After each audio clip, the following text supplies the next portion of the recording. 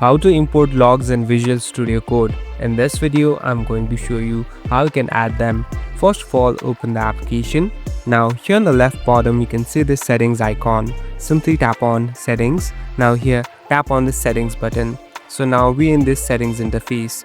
Here on the bottom, there's a taskbar too. Here you can see this three dot icon. Simply tap on this three dot icon and here you'll be able to find the option called import log. Simply tap on import log. Now you must import it through your files and folders. So after you select it, it will directly be imported and here you'll be able to see the codes and logs accordingly. Thank you for watching this video. I hope this video will help you.